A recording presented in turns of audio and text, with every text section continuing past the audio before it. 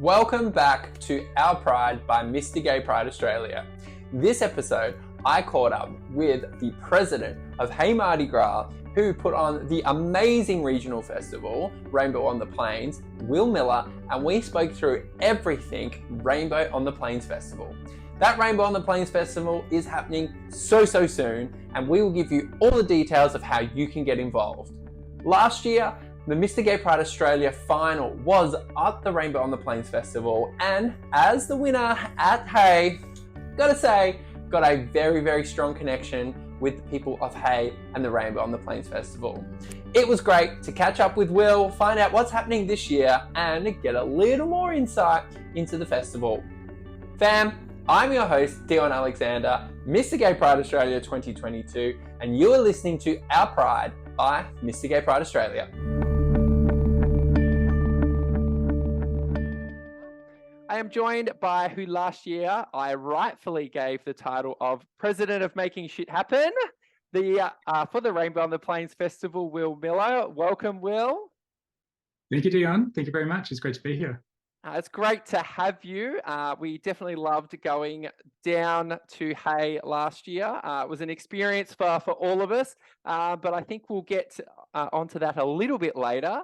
What I'd love to find out a little bit more, like I call you the president of making shit happen, because that's what happens in those sorts of events. Everything's going haywire and you've got to pull things out and, duct tape things and all that sort of stuff. But can you please tell the listeners and those that are sort of viewing on YouTube a little bit more about yourself and your involvement with the Rainbow on the Plains Festival?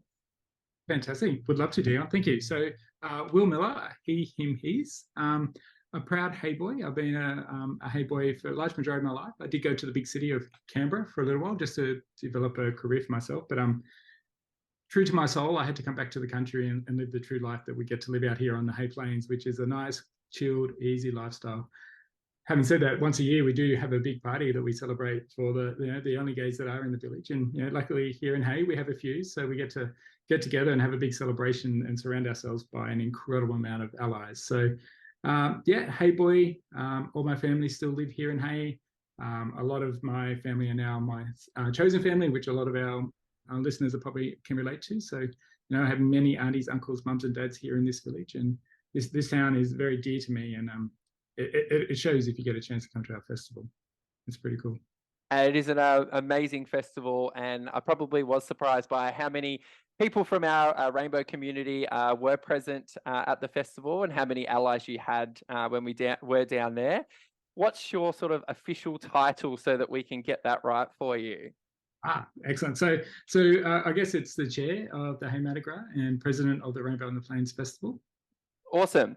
As the chair, you'll be able to tell me a story. I believe there's a cute little story behind how El Presidente, the Rainbow on the Plains Festival came to be what it is now. It's fantastic. I love telling this story because I don't think any other festival gets the same background story that we're lucky enough to have. So as the Golden Girls will say, picture it. But picture it was 2018. The world was very innocent. There was no COVID. There was none of that around. And we had some beautiful local women who are all heterosexual, have children, have lives of their own, run businesses, work very hard. Loved watching the Sydney Gay and Lesbian Mardi Gras every year, and quite often headed up to Sydney to enjoy the celebrations of what the queer community offered during that time. And they decided, why don't we watch it back here in Hay and sort of book out the local club and get a projector and put it up on the wall. It's going to be really fancy. And it was a fantastic idea. And a couple of people heard about it and they said, well, let's do it, but let's dress up, let's get all colourful. And then all of a sudden that was the idea. And then people said, well, if we're dressing up, why don't we do a little parade? And everyone's like, fantastic idea. And then if you're having a parade, you've got to have a fair day, right? So then there was this fair day. And then before you know it, all the TV networks, radio networks, international news media picked up on this little community out here in Hay. We're having this big Mardi Gras. And we're like, well, now we're going to have a big Mardi Gras. And from that, those poor women got themselves an extremely busy job for, I think they had 6 weeks to pull it off. And it was absolutely incredible. The people rolled into town and everyone got involved, and we blocked off the big highway that goes through our town and decorated every shop we could find, and it took over the place, and it was spectacular. So from a little idea of a projector on the wall with 5 girls having some bubbles to what became a very, very big and probably one of the first rural regional pride festivals. So yeah, it was a great idea at the start, but it's become this incredible beast, fantastically fabulous now. I absolutely love that story. And I also love that it started with some allies to the community. So like it started with straight women that went to the Mardi Gras Festival in Sydney and like, we've got to do this for our community back home. And I think it just speaks of, and I want to ask a little bit later on just about how well your community supports each other, because it was one of the striking things when I was down there last year, and I was only there for a weekend. But I just think it speaks to how everyone in the Hay community doesn't want to leave anyone behind. And it's just an absolute beautiful story. Thank you. Yeah, you're 100% right. And you've spoken about now the festival's a bit bigger than Ben-Hur. It's a little bit bigger than, what was planned, the bubblies on a projector screen. Can you tell me and talk us through what's happening on the weekend for the Rainbow on the Plains Festival? Absolutely, for sure. So it's extended out to now a 4-day event, which is fantastic. So that keeps me very busy. So on the Thursday night, we sort of have it's more pitched at the locals because, a lot of our visitors are still traveling out to Hay. So on the Friday night, we sort of have our probably one and only sort of experience at a real drag, cheesy pub scene show where we get a bit of drag bingo and trivia and all those fabulous things, and a lot of the locals come along and play some games and really get that comfort level up, ready for the festival weekend. Friday night, we're going to have an outdoor family-friendly event. So last year was the first year we did our Rainbow on the Greens, we called it. So we get an artist, and this year we've got the Rogue Traders. So Nat Bass and James Ash are going to head on out across the Hay Plains. Awesome. They've hired a little bitty man, and they're going to take the trick across. And then we also got some incredible drag artists coming from Melbourne and Newcastle. So and obviously we take every opportunity we can to educate the Hay community and those who attend. So we've worked very hard with our event coordinators, and we've made sure that we don't have just the drag queens this year. We definitely have more drag kings and non-binary drag artists. So that's just really broadened the understanding of the scene that we're trying to pitch to the Hay people, that it is very diverse. Then Saturday, we're going to block off that big highway again and decorate and paint the town rainbow and take over the streets and do a beautiful street parade. And we've got an incredible amount of entries this year. And I've got to see some of the floats, and I tell you what, they'll probably put World Pride to shame, because it's a big effort that they're doing. So I'm very excited. And many of our sponsors sort of really get on board, and they make it their Christmas party. So it becomes this big celebration down the street. We do have a fair day, and we've got a pretty cool local band who's going to do some incredible covers, and we've got the Youth Task Force. We really love working with the Youth Task Force of Hay.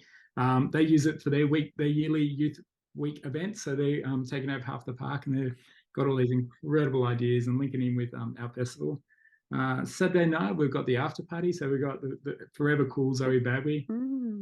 Yeah, I know. So we just have to be as cool as Zoe, so she'll want to come back, because Zoe Badwe's going to out to Hay, and we'll find a van to pick her up from the airport and bring her across the plains as well. And then so Saturday nights where sort of all the adults get together and we take over the whole venue. We have the venue exclusive to ourselves, and everyone gets an opportunity just to really get to sit down and chat or have a dance or get to know each other and make those lifelong friends that I know I've had the opportunity to make every year. And then Sunday, when we're all feeling sad and sorry for ourselves and our feet are swollen, our heads are hurting, we hand it over to the Women's AFL, who are a local netball team, but for that weekend they play Women's AFL, and we call that the Pride Cup. So another regional town, they come on over, and they pick the footy around, and we all sit there, cheer, and have a great time, and sort of enjoy sitting with our friends and watching the women play really hard. They play hardcore. They do. And that's a big weekend. That's enough for this year. But, it's a pretty cool weekend. So, we try to give the opportunity to all businesses around town. So we spread all the events out, and we make sure that everyone gets an opportunity to attend something. So, a few of our events are free. We have a family friendly, we have adults only. So we try to tick all those boxes to make sure we are as inclusive as this community is to us. And I absolutely love that. And, unfortunately, I'm probably going to use a cliche, but there is something for everyone along the way. And like just the amount of people that you get involved, the amount of the community that becomes involved. This really is just, you see the whole spectrum of Hay on display, and I think it's just absolutely fabulous, the way that you do it, and the way that everyone gets behind the festival, which is fabulous. I hear that someone's up. Nat Bass needs a makeup artist. Is that correct? Are we? Yeah, yeah. So we definitely are on the edge knife of responding to all unique requests, and we're just so excited that that we get the opportunity to bring these big artists out here. But obviously, it's a long drive for Nat across those Hay Plains, and Nat obviously wants to look her best for our festival, which is fantastic. So we've had to use some of our drag performers to use their other skills as makeup artists and hair stylists, which is fantastic. So no doubt Nat is going to look the best she's ever looked, because it's been done in a local club's gym. But hey, we'll get through it, and it'll be fantastically fabulous. So I can't wait to see Nat's look. That's going to be great. I reckon, yeah, as you said, Will, that's going to be the most fabulous she's ever looked. Absolutely, we'll do everything. So action-packed 4 days. There's obviously an event that probably, I know you're going to say they all mean the world to you. They're all important to you. But is there a favourite event on the calendar for you? Is there one that maybe means a little bit more for you than some of the others? Yeah, I think so. So it's definitely, as weird as it is, it's the street parade. It's the parade where you don't have to attend to be present. You sort of can be just happen to be down the street at the time it went past, and you sort of did a smile and a wave. So it doesn't single anyone out, or it doesn't show that someone's, oh, you went to the event. Why'd you go to the event? Oh no, I was just down the street. So it's that opportunity for us to be heard and seen. We have those incredible Dykes on Bikes from Melbourne and Sydney who come over each year. They let everyone know that we're here. They sort of get everyone's attention for us. But yeah, it's that opportunity. So we've got the youth of Hay. We have the senior citizens who quite often live and stay in their hostel. They all pile into their little van and they go down the street and they're waving and cheering to all the people who line our streets. And easy, I reckon there's 1,500 to 2,000 people down that main street. The other benefit of that is, all those people are buying a drink or supporting our local shops, or meeting new people, and then everyone walks on over to the park. So it's definitely the street parade. It's that big buy-in that everyone can buy in without being obvious that they're present, and get that little bit of exposure and understanding, and see the diversity that our queer community is, and it's very diverse. I learn every year new things. It's amazing. It is, and I told this story a couple of times in a couple of interviews that I've done. My favorite part was probably the parade as well. And when we were like, oh, we're going to this regional town, we thought potentially there'd be some homophobia there, and we didn't know exactly what to expect. But probably the thing that stuck out the most to me was, I remember we were walking past one of the pubs at one stage, and just there was this gentleman, he probably would have been maybe 80 or so, with his beer, sat right up on the fence line of this queer parade. And you just, like, I think of that generation and how they would not want to be involved, and all the negativity and all the norms that were around when they were growing up.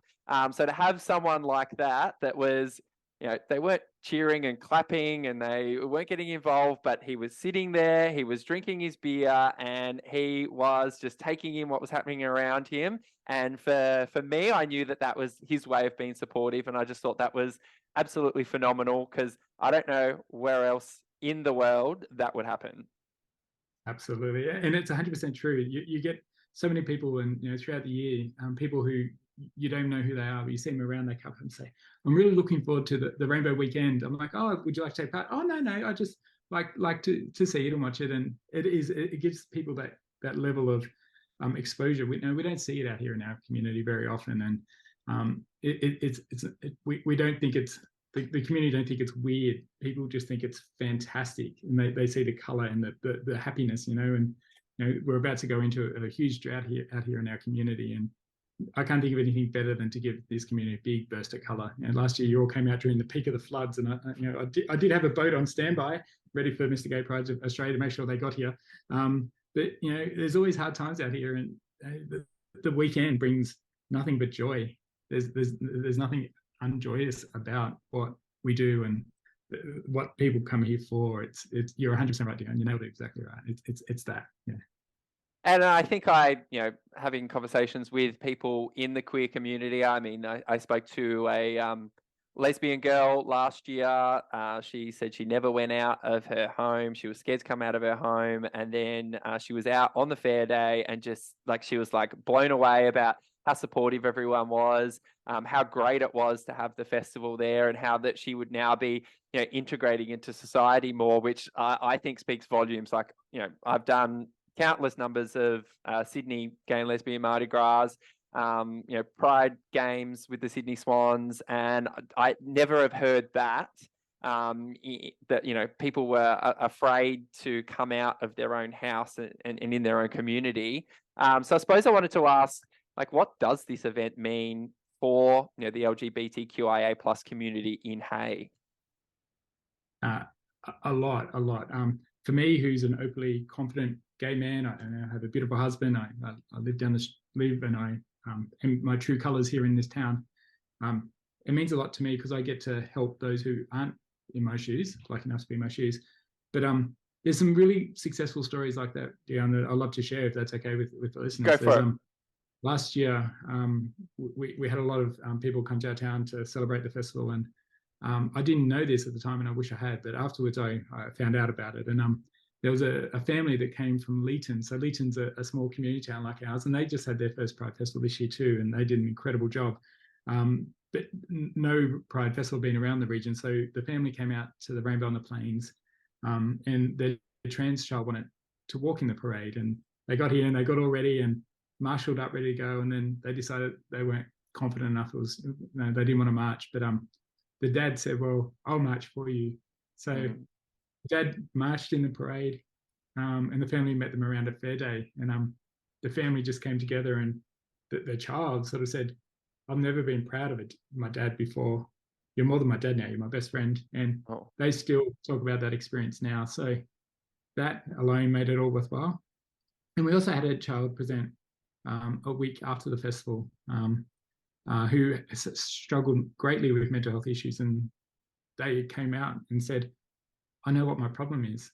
I found my community. I think I'm non-binary, and I think I've found people who understand what my challenges are." And that person now, once a fortnight, goes down to Melbourne to that new family they met, and just hangs with them, for a weekend, a fortnight.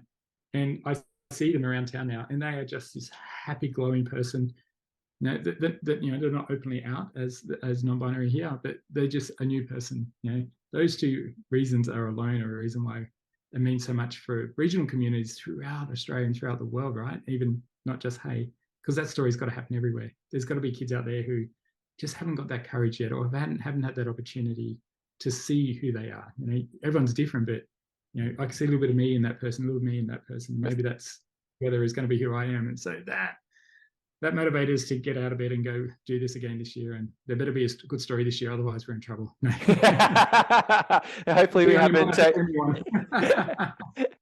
Well, I did a lot of talking last year with a lot of the locals, so I'll try and do that again this year. But yeah, as you said, like I say it from the bottom of my heart. I mean it. Like the obviously the big Pride festivals that happen in the city centres are great. They're great for visibility. They do a lot for our community. I'm not saying that for a second that doesn't happen, but I just think particularly, my experience last year in Hay, and those two stories you've come up with is exactly what happened in front of us. Like, you could just really feel the impact that it was having on people, particularly on our community. And just how people were feeling more comfortable in themselves and more able to, either explore their sexuality or their gender identity, or just felt more comfortable that, hey, you know what, I can be myself when I walk around this town. It might be a small little town, but it's a very accepting town. So I think it's one of the absolutely beautiful things that comes out of the festival.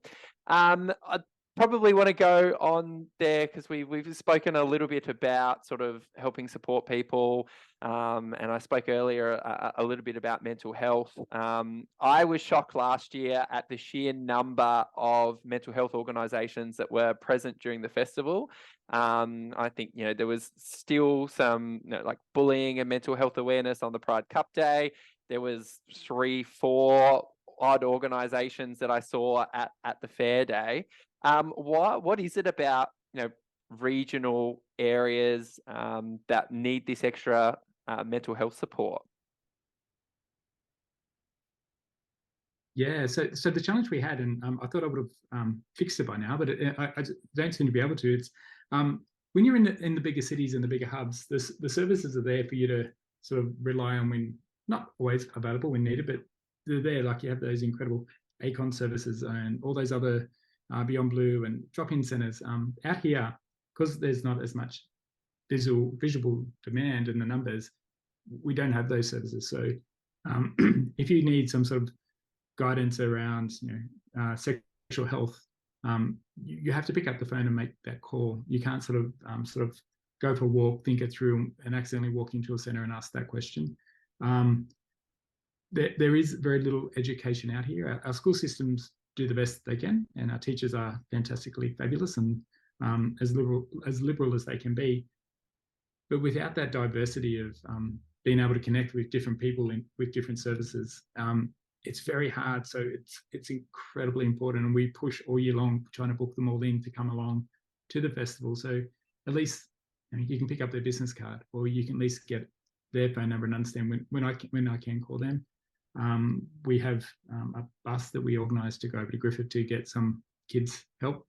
But if you needed sort of a condom for sexual health, you have to go buy that at the chemist and get served by your auntie, or or get served by your little brother at the supermarket. So it's a small town challenge. We've got everyone's got the same challenges, mental health problems and sexual health problems, but we've got a smaller number, and to justify a service full time for a smaller number is very hard. And I get the economics of that, but the impact. Hay used to be the suicide capital of Australia about 10 years ago. That's turned around greatly now because, as you talked about, the town, and it's an ally for everyone. Everyone has an ally in this town for some reason or another. You don't have to be gay to be loved. You don't have to be married with 5 kids to be loved. You're just loved in this town because we rally around each other, because we don't always have the services we need. So simple things like homelessness, that we don't have homeless people here in this town because we're all supporting each other and caring for each other. Some people do feel probably alone and at times by themselves. And that's where we need to know that people can go to those services, and having them at our festival, having the people the opportunity to learn what does Beyond Blue do versus what ACON can do for me versus what Men's Link can do for me. So then they know where to go. We have our local Aboriginal medical centre here who does a lot of mental health work. Jean, she works very hard and tirelessly with youth. We have the youth task force, and that has just made such a difference to the youth here. And we have a local mental health organisation called CASE, and CASE do a lot of community work and a lot of train the trainers. So train us how to start that conversation, how to support people, and know where to send them. So that's why they all come out here, and we really want them to keep coming out to us. They may only talk to 2 people, but those 2 people really needed to talk to them. Where if you go to a day at a big hub, you probably talk to a lot of people and they'll grab the free squishy ball and the water bottle and move on. But we don't get to have that conversation very often. So it's so important. And I'm glad that you picked up on that they're out here, because they do come out. We just need more, always need more of them and more often. I wanted to, and this probably ties into this whole mental health piece, is just touch on this year's theme is titanium. And that came out basically, I think the day after last year's, or the 2022 festival wrapped up. Can you tell me a little bit more about, what was the reasoning behind titanium and what that means? Sure. So last year was freedom, and a lot of people thought that was about COVID, but it wasn't about COVID. It was about the freedom of living out here in our community. Like, you have so much freedom out here because there's so much space. If you're not sure what Hay looks like, Google Hay Plains and see what it is. It's incredible. There's so much space and freedom out here.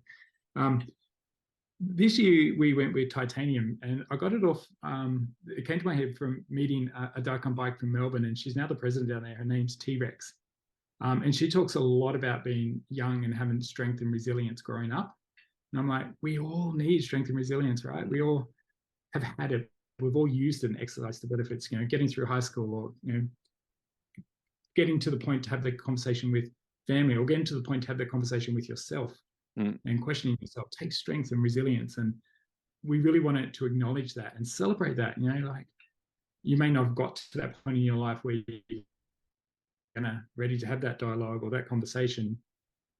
But if we have a festival celebrating strength and resilience in the queer community, and everyone can see that there's so much success around that, then hopefully we'll empower other people, whether they're young or old or wherever they are in their lives, that you will too find the strength and resilience within the community to be able to find out what you need to do to make yourself well and make yourself know who you truly are. So that's where strength and resilience came from. We've tried to focus a lot on having, which is why I got Nat and Zoe and non-binary and drag kings as well, is strength and resilience. You don't have to be gay to have that. Like a lot of women and a lot of men, also non-binary people, need that strength and resilience every day. So we want to call it out and own it and celebrate it. And I think it's definitely worthwhile. I've rented out ideas for next year. I don't know where we're going to go with next year, but I'm sure they'll come to me through the festival. But yeah, that's what Titanium this year. People thought we're going to get Sia. I really wish we had the money to get Sia. I reckon that would have been epic. But yeah, no, that's why we're going with Titanium. And also, it's easy to theme, right? Metal, strength, Sure.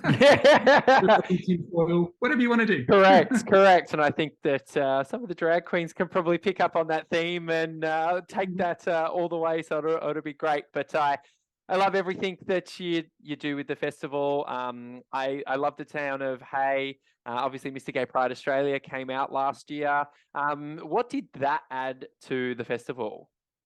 That elevated our festival beyond comprehension. So we originally were going to have you all out in 2020, but that little bug changed that idea for us, and we are so glad it did, because it gave us more time to really think about how we want to partner with Mr. Gay Pride Australia, and it paid incredible dividends. We put you in the most weirdest scenarios, and we are forever proud that we did that. We sent you off to the aged care hostel to have morning tea with all our senior citizens, and they still, absolutely promise you, they still talk about that now. They loved that opportunity. Then we chucked you in a bus and made you go sit with kids in daycare centres and preschools and play trucks and dolls, and the teachers Piggybacks as well.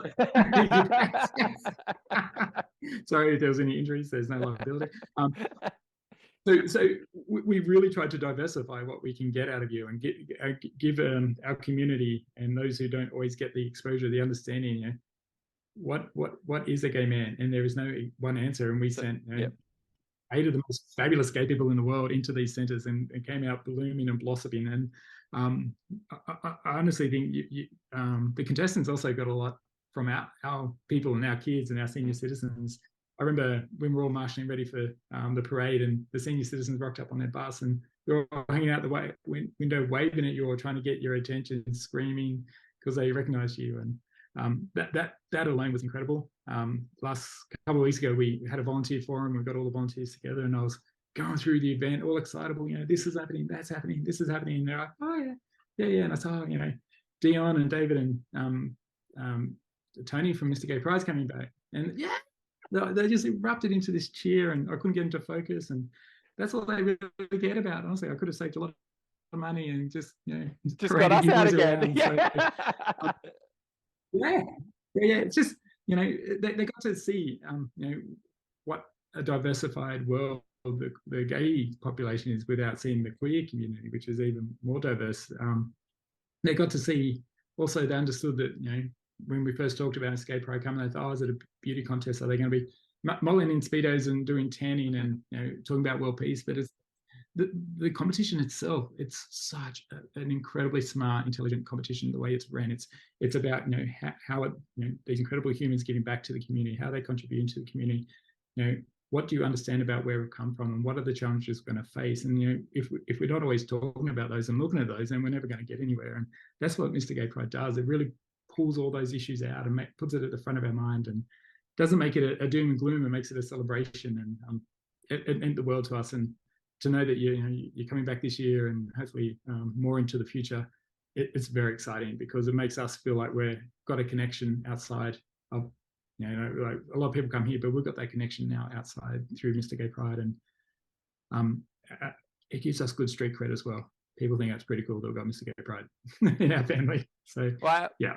I definitely think from a contestant perspective, and then obviously I've got a very much deeper relationship now, having one in Hay. But the weekend there was absolutely phenomenal for all of us. I think it just really reiterated to each of us why we're doing the work that we are doing, particularly when we got to connect with people in the community and have some really deep conversations with people that perhaps that we hadn't had before. So I just can't thank you guys enough for hosting us last year. I'm really excited to go back. We are going to chuck all of the links, your socials in the show notes so people can get involved. Will, I reckon that wraps it up for today. Is there anything else that you wanted to say at all? No, thank you so much. And I just want to say big congrats on behalf of the Hay community, who are all very, very, very proud of you for being the third best gay in the world, but second runner-up in the gay world. Our whole community was on board and we were all cheering you on from afar. And I'm sure you almost heard us because you know how loud Hay people are. So we are extremely proud of you and we cannot wait to celebrate that achievement that you've done, not only for Hay or for the gay community, but for Australia. Well done. Very proud of you. Congrats. Thank you. I can't wait to have some celebratory drinks when we hit that road for Hay in a couple of weeks' time. Will, I thank you for your time and can't wait to see you in person very soon. Thanks, Dan. Bye all. So there you have it, fam. An action-packed festival that is going to happen in Hay. If you want to get yourselves down there, it's not far from Sydney or Melbourne, a little bit of a drive. You will have an absolute amazing time. If you want to find out more about the festival, we'll put the website and also the Instagram in the show notes so you can get involved. You will not be disappointed. It is an amazing festival run by some amazing local people. Team, that is all we have time for this week. As always, thank you for listening. If you can, give us a rate and review. Would love to hear from you of what you're thinking of these episodes. But please give us some 5-star reviews. Let us know what you think, and we will catch you next time.